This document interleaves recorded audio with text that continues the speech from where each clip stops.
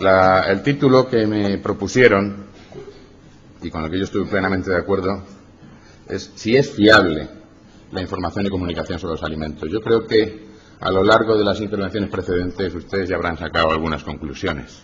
Y vamos a intentar analizar dónde está la fiabilidad y dónde radica, en qué reside. Ya se ha dicho esta mañana, normalmente la sociedad ha estado sobre todo demandando, en el mejor de los casos, información relativa a la prevención de la enfermedad, pero con un concepto, si ustedes quieren, de mucha inmediatez. Al hablar de enfermedad alimentaria se pensaba fundamentalmente en las enfermedades causadas por agentes biológicos que tienen una capacidad de producir una patología muy poquito tiempo después de la exposición. El caso paradigmático son las infecciones e intoxicaciones alimentarias clásicas.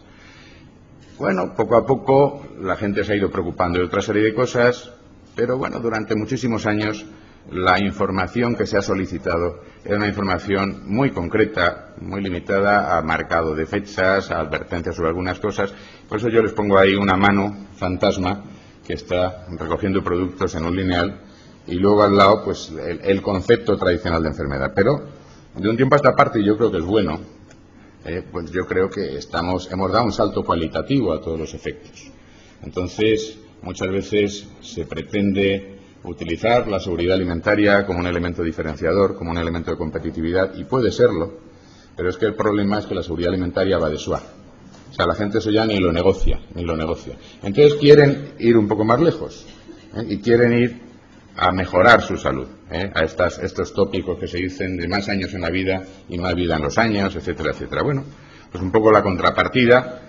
Pues ya ven ustedes, se han puesto varias transparencias a lo largo de la mañana. Bueno, pues como se ve que las tendencias de ponerse a régimen están subiendo en paralelo con la propia tendencia a estar cada día con más sobrepeso o más obeso.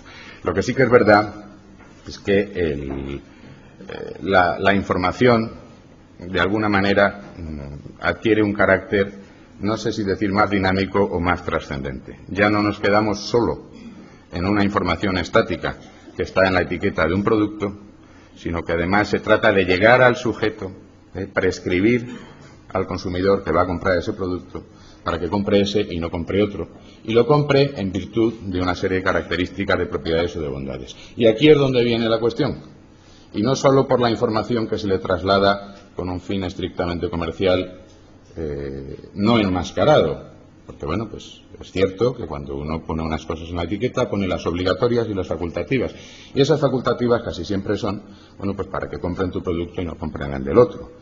Es lícito hacerlo, etcétera, etcétera, pero es que además de la información que se vehicula en la etiqueta, pues hay ejercicios de pretendida información al ciudadano. Y nos encontramos con que el ciudadano, incluso cuando se le quiere informar, pues desde la mejor buena fe, pues en muchas ocasiones no se fía.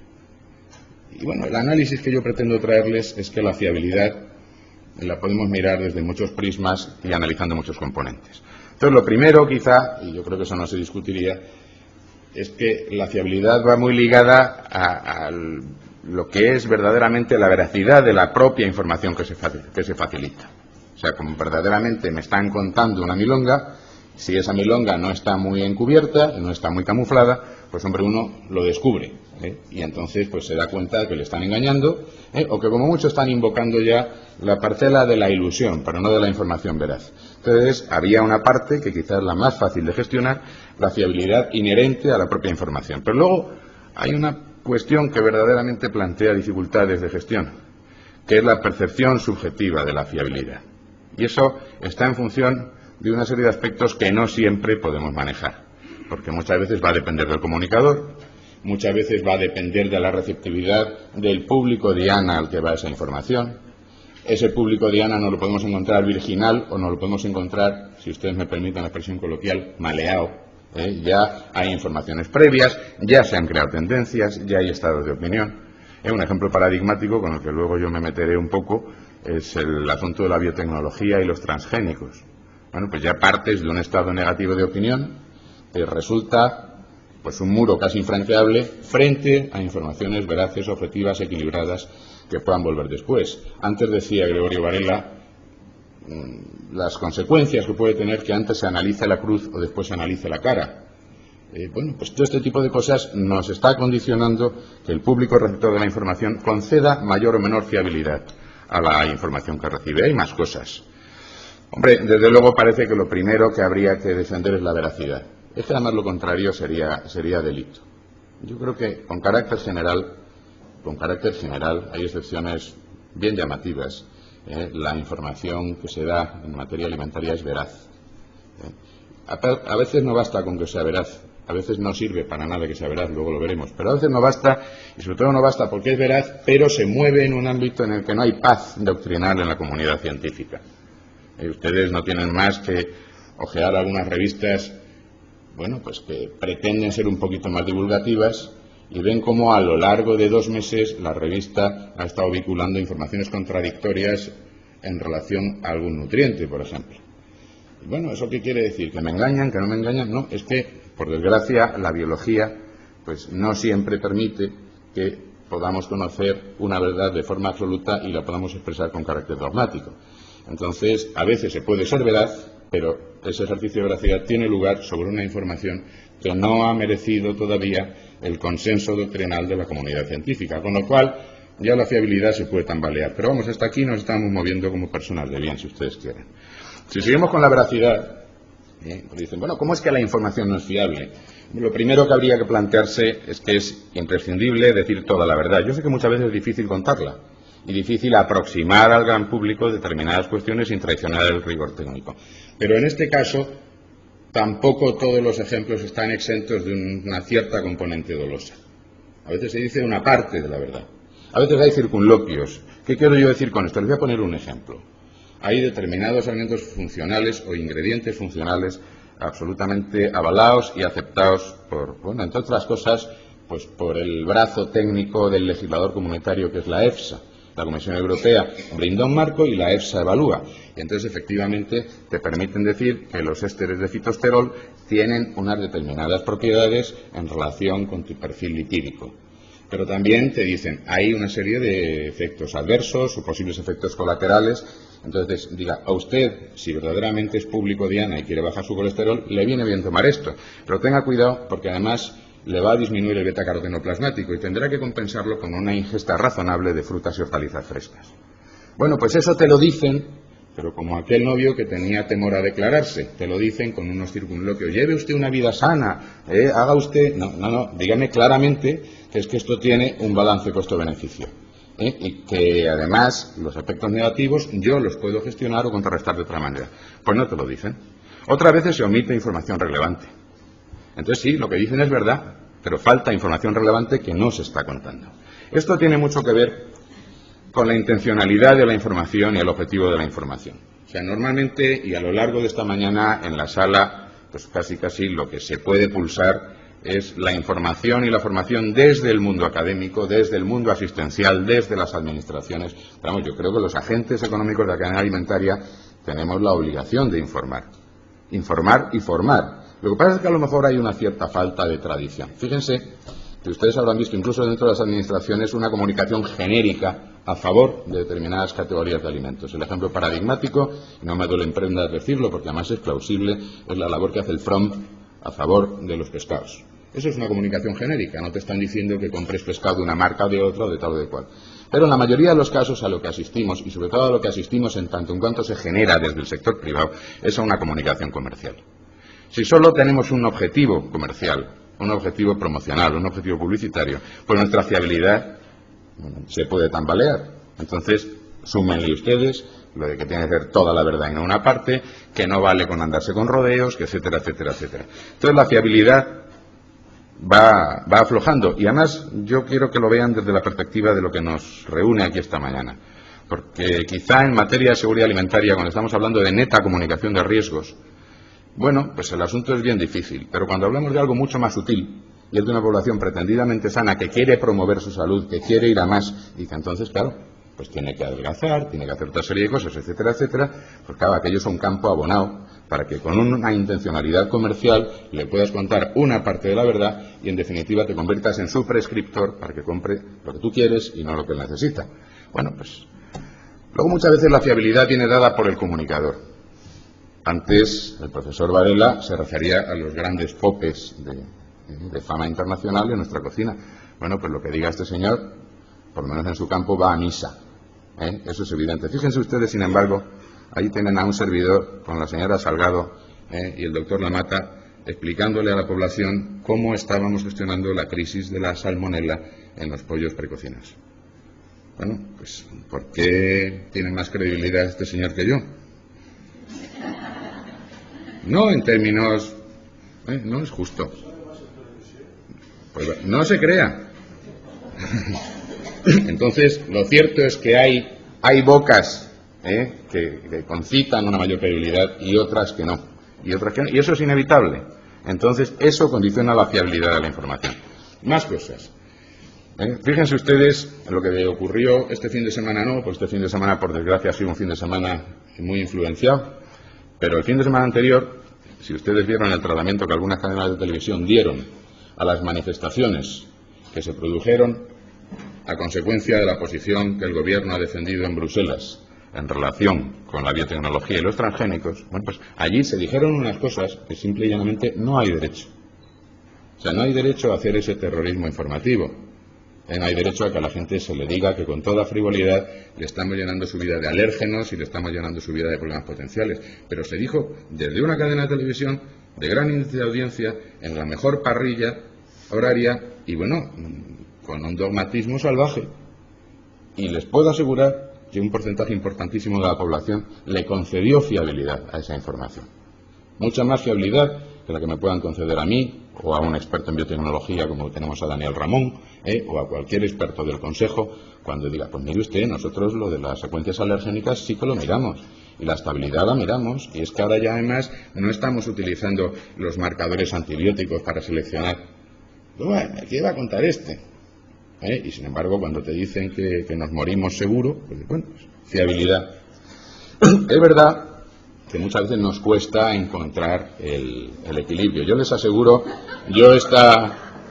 esta transparencia, yo tenía preparada esta intervención antes del estallido prepandémico de la influenza, y si no, posiblemente a lo mejor quizá un poco por respeto ambiental la hubiese quitado, ¿no? Pero bueno, lo cierto es que en ocasiones hay tendencias de percepción de riesgo que entre todos la mataron y ella sola se murió. Y muchas veces nos tenemos que plantear qué aportamos nosotros a la fiabilidad. Esto nos lleva de lleno a hablar de la fiabilidad ante los temas sensibles. Hay temas en los cuales la fiabilidad está comprometida de antemano. Alguien hablaba esta mañana, no, ayer, quizá, por la radio, de la desconfianza congénita. Lo decía, lo decía un responsable del gobierno mexicano, que bueno, es que aquí los ciudadanos tienen una desconfianza congénita a cualquier cosa que digan las administraciones. Bueno, eso sería un caso de comunicador con fiabilidad comprometida. Ahora ya estamos hablando de temas sensibles. Cuando se habla de estas cosas, la fiabilidad en general está puesta en cuestión. Yo les puedo asegurar, yo creo que ahora se está haciendo bien, y les puedo asegurar que durante mi periodo de mandato de la Agencia de Seguridad Alimentaria no dijimos una sola mentira ni una sola verdad parcial. Y sin embargo, bueno, pues ahí nos tocó en el 2005 el problema de la influenza aviar, todos los coletazos de las encefalopatías transmisibles, los problemas no siempre ajustados en su exposición, que se derivan de lo que llamaron la revolución azul, de las piscifactorías. Bueno, se dijo siempre la verdad. Ahora eran temas sensibles, frente a los cuales el ciudadano dice, bueno, ¿y estos qué van a decir? Entonces se junta todo. Yo se lo estoy presentando de una forma cartesiana, pero es tema sensible, comunicador que promueve la información y público diana que la recoge. O sea, yo estoy absolutamente convencido de que Gregorio y Clotilde y Susana, claro que nos creían, pero hay mucha gente que no. Hay mucha gente que no nos cree. Bueno, fíjense, otro tema sensible, ahí tienen ustedes un anisakis preciosísimo, picoteando mucosa gástrica. Bueno, pues ustedes saben la que nosotros tuvimos para justificarnos ante la sociedad en cuanto a la adopción de medidas de prevención de la anisakiasis, porque competíamos, bueno, pues competíamos con gente que sí tenía predicamento. Y claro, yo me acuerdo de una discusión agradabilísima con Juan María Arzac, que al final me reconoció y dice, no, si en casa pescado crudo no ponemos. Y digo, pues entonces, ¿para qué peleas, joder? pues eso. Pero bueno, ellos credibilidad incondicional y nosotros, bueno, qué locura, qué ganas de montar crisis, hay que ver, etcétera, etcétera. Antes la doctora Clotilde Vázquez ha hablado en el debate de posibles alergias a la anisakíasis. Eso es un tema serio. Bueno, pues sin embargo, cuestionaos. Sin embargo, hay temas que son sensibles, pero que en función de cuál sea el comunicador que habla, merecen una credibilidad tremenda. Y eso nos lleva de lleno a las dos conferencias anteriores. O sea, cuando verdaderamente se empieza a hablar, mire usted, es que la vida que llevamos, es que hay que llevar una dieta mediterránea, es que fíjese, porque claro, así no se puede vivir, aquí están estos dos, que se supone que son una pareja, y están discutiendo a ver a qué hora van a volver a casa, qué dan a comer, o cómo comen, o cómo no comen. Entonces, claro, ahí hay un terreno abonado, y ahí sí se puede encontrar un sustrato de credibilidad incondicional. Y entonces aquí hay mucha gente que se pone a hablar y a profetizar. Y bueno, pues el resultado posiblemente sea pues una cierta derivación hacia trastornos de conducta alimentaria al final. Bueno, pues resulta que eso se percibe. Fíjense qué difícil lo tenemos. Estos son unos datos del Eurobarómetro, del último Eurobarómetro que se cerró. Dice, solo, parece mentira, pero, hombre, yo le concedo a esto la credibilidad que tiene, que es bastante, pero no absoluta. Solo 1 de cada 5 ciudadanos europeos relaciona los alimentos con la salud. Preguntados sobre riesgos específicos, los ciudadanos en su mayoría no recuerdan la crisis de las vacas locas, fíjense ustedes, 6 años, nada más, o la provocada por dioxinas, 1999, sino que se refieren a riesgos provocados por productos químicos en alimentos, pesticidas y obesidad. Pero lo peor de todo es que, ¿quién merece más fiabilidad para los ciudadanos? Asociaciones de consumidores, yo creo que el movimiento consumerista en España todavía es muy joven, se tiene que afianzar más, el médico de cabecera, el médico asistencial, que es normalmente el que recibe más consultas y más interpelaciones, la comunidad científica, cuando se la entiende, en cuarto lugar las administraciones públicas, las autoridades públicas, en quinto los medios de comunicación y en sexto pues esa panda de facinerosos que nos dedicamos a fabricar alimentos para que la gente nos coma. Bueno, ¿qué le vamos a hacer? A lo mejor algún mérito se ha hecho en otros tiempos, pero ahora sinceramente pienso que esto es injusto y sobre todo que esto no es pragmático. Esto no es pragmático, ¿no? Bueno, el desafío es que tendremos nosotros que intentar muy honradamente crear tendencias en la percepción, porque lo contrario pues nos lleva a las situaciones de absoluto despropósito que estamos viendo. Y a veces cuando decimos hay que informar a la sociedad, pero no es la sociedad que yo quiero, la sociedad es así de variopinta, y muchas veces te plantea problemas de vulgarización de contenidos, otras veces te plantea problemas de refractariedad ante ciertos mensajes. Entonces, en muchos casos se predica para convertidos y eso es un error. Es un error. O sea, así no conseguimos conversos. Si la gente ya, los que saben lo que tienen que hacer, a esos hay que contarles muy poco. Entonces, muchas veces la información se ha canalizado mal y eso compromete su fiabilidad. Y tenemos que saber que hay una sociedad que posiblemente estamos acostumbrados a tenerla seguro. Es decir, ¿de qué se quejan? A mí también se me venía a la cabeza esta mañana cuando ya las primeras conferencias pues una advertencia que me hicieron años atrás, que yo trabajaba con la FAO, en un país en vías de desarrollo. Me decían, no, usted no se preocupe por los parásitos, doctor, aquí el problema es que no hay carne.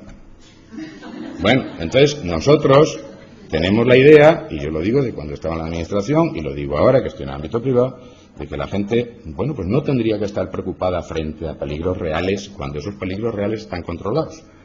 Pero el problema es que la gente se tiene que sentir segura frente a temores subjetivos. Ejemplo brevísimo. Si tienen niños pequeños, habrán visto cuando empiezan con los terrores nocturnos. Ya duermen solo en su habitación, le vas a apagar la luz y ya la hemos liado. Porque allí está un fantasma, las ánimas del purgatorio, están todo tipo de fenómenos adversos. Y no pasa nada, pero él tiene miedo. Entonces, la sociedad tiene miedo a lo que tiene miedo, sea con base objetiva o no, y no teme a lo que no teme. Entonces, ¿esto por qué falla? Eso falla porque no hay una comunicación bien hecha.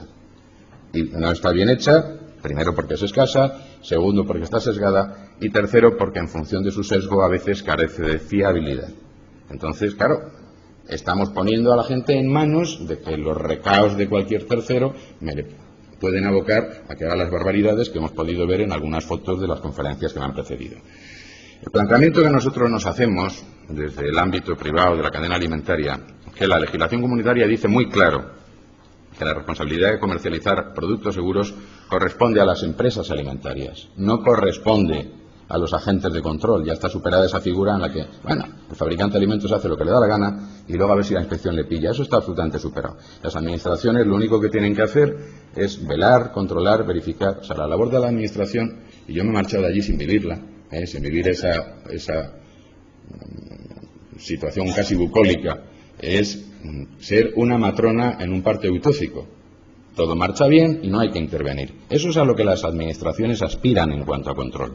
Bueno, afortunadamente eso cada vez está más cerca de producirse, pero nunca se va a llegar a esa casi entelequia. Entonces, la empresa alimentaria ha asumido esa corresponsabilidad en cuanto a generar seguridad. Pero yo me pregunto si la empresa agroalimentaria ha asumido esa responsabilidad o esa corresponsabilidad en materia de información y en materia de comunicación. O sea, yo hago productos seguros, pero luego yo no soy corresponsable de informar a la sociedad. O si informo a la sociedad es con fines que, hombre, no tienen por qué ser espurios, pero tampoco son tan virginales como a veces se pretenden plantear. Y dice, bueno, es que a la empresa, lo hemos visto en el Eurobarómetro, no, es que no merecen fiabilidad, es que están los últimos de la cola. Es que hemos aprovechado muy mal los resortes. Por ejemplo, la administración, si tiene que reforzar su credibilidad, puede decir, mira, te he dotado de un marco legal magnífico, que es completo, actualizado, basado en la mejor evidencia científica, equiparable a los países de tu entorno. Luego, además, hay unos controles que funcionan bien. Y luego, como además hemos dado un salto cualitativo, y yo sé que tenéis interés en promover vuestra salud, vamos a dar el marco político adecuado, la estrategia NAUS, para promover estrategias nutricionales. Entonces, hombre, bien, la administración, efectivamente. ¿Y nosotros qué? ¿Qué ha hecho a veces la empresa alimentaria? Pues centrarlo todo en, bueno, de alguna manera, la puesta en valor es porque el alimento está ahí y yo lo pongo en valor a base de reformular y a base de buscarle una funcionalidad. Alguna pregunta se ha hecho antes en el auditorio acerca de los distintos enriquecedores que se puedan añadir a diversos alimentos. Y es que muchas veces es dificilísimo encontrar un alimento que no esté enriquecido en algo. ¿Por qué es que si no está enriquecido en algo, pues decir que no lo vas a vender?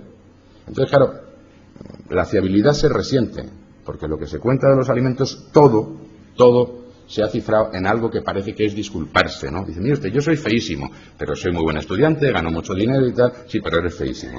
Entonces, no, es que los alimentos no tienen por qué empezar disculpándose. Entonces, no, me disculpo porque, mire usted, yo soy una cosa medio nociva, pero como he reformulado y además le he añadido, entonces, bueno, pues eso es un error. Es verdad, yo no se lo regateo a nadie, que un alimento ingrediente funcional tiene propiedades y las puede alegar. Hombre, sí me gustaría que todo el mundo tuviese claro la indeterminación jurídica que plantea la falta de definición legal de alimento funcional. Que mire, ahí hay unas jarritas con mucolítico expectorante, que es el agua. Entonces, ¿qué es funcional? ¿El pescado azul? No, porque es que no lo hemos. ¿O los ésteres de fitosterol? ¿O qué es funcional? Entonces, bueno, esto ya propicia un cierto río revuelto. Claro, río revuelto, la credibilidad se resiente. Lo decía antes Gregorio Varela, ahora se pone un poquito de orden y de paz con el reglamento 1924. Ya te dice, bueno, pues las alegaciones de contenido y las alegaciones de función. Y bueno, por lo menos con esto, lo que se va a evitar es que la gente mienta como bellacos y que nadie pueda alegar una determinada propiedad porque, bueno, pues resulta que ha hecho un estudio, pinchó a 15 niños y en la Universidad a Distancia de Madrigal de las Altas Torres han llegado a la conclusión de que añadiendo un poquito de cadmio a las judías verdes se previene la enfermedad Hashimoto. Y bueno, pues, ese tipo de trolas el reglamento comunitario no las va a permitir. Esto va a poner algo de paz, pero esto tiene otro problema, y es que la gente sigue sobreabundando en que la única información que se da parece que va orientada al decir, yo me disculpo de mis pecados previos, de mi pecado original, porque mire usted, yo he reformulado y ahora sirvo para prevenir la vasculitis urticarial hipocomplementémica. Y si no, ya no me compran. Entonces, claro, al final, ¿qué está pasando? ¿Por qué la fiabilidad de la información que viene desde el mundo de la empresa alimentaria está comprometida? Pues porque en la mayoría de los casos es comunicación comercial encubierta. Entonces, una vez se llega incluso a molestar.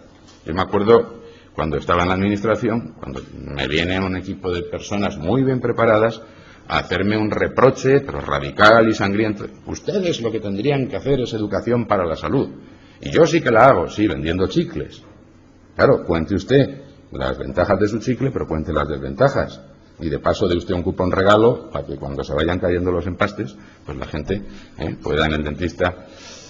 Entonces, mucha comunicación, pero siempre con un sesgo comercial y a veces disfrazada de educación para la salud. No se puede hacer educación para la salud vendiendo un producto, o no se debe vender un producto diciendo que se hace educación para la salud. Se puede hacer y se hace, pero entonces luego no nos quejemos de que la fiabilidad se resiente, pues la fiabilidad se resiente. Luego hay otra cosa que a veces desconcierta. Dice, bueno, yo digo la verdad y digo toda la verdad y la cuento bien. Y lo malo es que esa veracidad no siempre es percibida por el consumidor.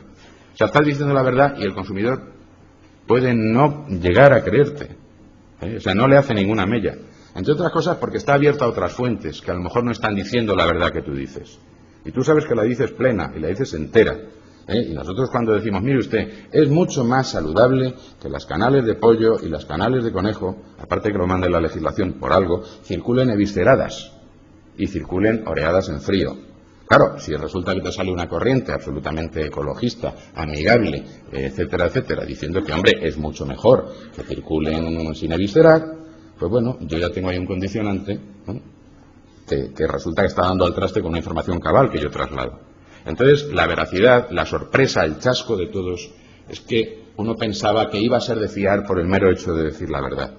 Y resulta que solo decir la verdad no basta para que la información sea fiable. Bueno, nosotros nos hemos metido en un ejercicio que yo creo que es un desafío muy bonito y muy necesario. Como Foro Interalimentario, ustedes saben que es una asociación sin ánimo de lucro, que ni compra, ni vende, ni está en la red de alerta, ni nada de esto, que lo único que persigue es informar al consumidor y a la sociedad en materia de alimentación. Claro, todas estas variables las hemos tenido que ir analizando, ¿no? Entonces nos hemos dado cuenta, y eso yo ya lo había visto con claridad, que tenemos la mala costumbre de descontextualizar la información. A veces damos información relativa a la evaluación científica, otras veces damos información relativa a la gestión del riesgo o a la gestión tecnológica, pero nunca contamos todo. No es que se quiera ocultar una parte de la verdad, pero cuando a la gente le descontextualiza la información en su cabeza, no la entiende bien. Bueno, esto es algo que deberíamos tener en cuenta. Es mucho más fácil poner un ejemplo desde el punto de vista del riesgo. Yo puedo decir, mire usted, los hidrocarburos aromáticos policíclicos son carcinógenos. Y puedo decir, y en las barbacoas y en el pan tostado pueden aparecer.